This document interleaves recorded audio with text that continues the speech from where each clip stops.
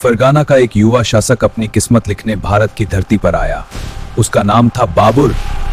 भारत के गुलाम बनने की कहानी किसी एक दिन की घटना नहीं थी। यह एक ऐसा लंबा ड्रामा था जिसकी पटकथा हमारे अपने ही लोगों के विश्वासघात और विदेशी ताकतों की भूख ने लिखी थी। कहानी शुरू होती है भारत से हजारों किलोमीटर दूर मध्य एशिया की कड़ाके की ठंड में। तारीख थी 14 फरवरी 1483, जब फरगाना आज का उज्बेकिस्तान में एक ऐसे बच्चे का जन्म हुआ जिसका नाम था जहीरुद्दीन मोहम्मद बाबर। लेकिन नाम भारी भरकम होने से किस्मत भारी नहीं होती। बाबर की हालत धोबी का कुत्ता, न घर का न घाट का जैसी थी। वह तैमूर लंका वंशज था और चंगेज खान का खून उसकी रगों में था, लेकिन उसके पास रहने को अपना घर तक नहीं था। कभी वह समरकंद जीतता तो फरगाना हाथ से निकल जाता, फरगाना बचाने जाता तो समरकंद छिन जाता। हालात ये थे कि एक वक्त ऐसा आया जब इस राजकुमार के पास न सिर छिपाने को छत थी, न सैनिकों को खिलाने के लिए रोटी। वह काबुल की पहाड़ियों में अपनी किस्मत को कोस रहा था, लेकिन बाबर के पास एक चीज थी जो उसे बाकी लुटेरों से अलग बनाती थी, उसकी तोपें और उसकी डायरी। उसे पता था कि काबुल की सूखी रोटियों से पेट नहीं भरेगा। उसकी नजर दक्षिण की ओर थी, उस जमीन पर जिसे दुनिया सोने की चिड़िया कहती थी, हिंदुस्तान। अब जरा कैमरा घुमाते हैं दिल्ली की तरफ। यहाँ लोदी वंश का राज था और सुल्तान की गद्दी पर बैठा था इब्राहिम लोदी। इब्राहिम एक सनकी और घमंडी शासक था। उसे लगता था कि दिल्ली का तख्त लोहे का बना है जिसे कोई हिला नहीं सकता, लेकिन उसे नहीं पता था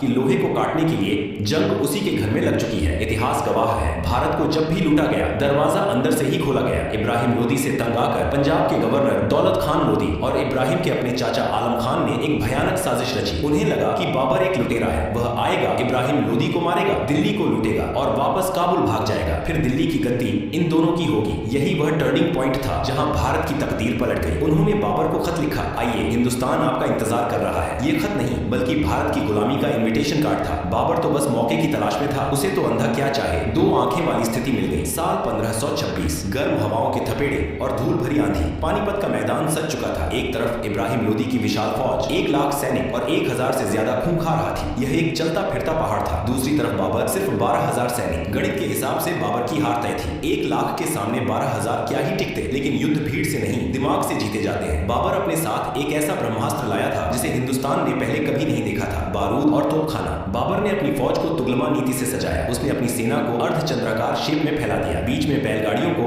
चमड़े की रस्सियों से बांधकर एक दीवार बना दी ताकि लोदी के हाथी सीधे हमला न कर सके, और उन बैलगाड़ियों के बीच में छिपा दी अपनी मौत की मशीनें, तोपें। 21 अप्रैल की सुबह जैसे ही लोदी की सेना आगे बढ़ी, उसे लगा कि वह बाबर को कुचल देगी। हाथियों की चिंगाड़ से आसमान गूंज रहा था, लेकिन तभी धड़ाम, बाबर की तोपों ने आग उगलना शुरू किया। भारत के हाथियों ने इससे पहले सिर्फ तलवारों की खनक सुनी थी, बारूद के धमाके नहीं। तोपों की उस भयानक आवाज और आग को देखकर लोदी के हाथी अपनी ही सेना पर पलट गए। वे अपने ही सैनिकों को पैरों तले रौंदने लगे। लोदी की 1 लाख की भीड़ में भगदड़ मच गई। जो हाथी लोदी की ताकत थे वही उसकी कमजोरी बन गए। दोपहर होते होते हिंदुस्तान का सुल्तान इब्राहिम लोदी मारा गया। उसकी लाश के साथ ही दिल्ली सल्तनत का अंत हो गया। युद्ध जीतने के बाद बाबर ने खजाना खोल दिया। उसने अपने हर सैनिक को, यहाँ तक कि काबुल की जनता को भी चांदी के सिक्के बंटवाए। लोगों ने खुश होकर उसे कलंदर की उपाधि दी। दौलत खान लोदी और राणा सांगा, जिन्होंने सोचा था कि बाबर लूटकर चला जाएगा, अब बाबर के जाने का इंतजार कर रहे थे। लेकिन बाबर ने दिल्ली के तख्त पर बैठकर मुस्कुराते हुए ऐलान कर दिया, अब काबुल की गरीबी और ठंड में वापस जाने का मेरा कोई इरादा नहीं है। यह हिंदुस्तान अब मेरा है।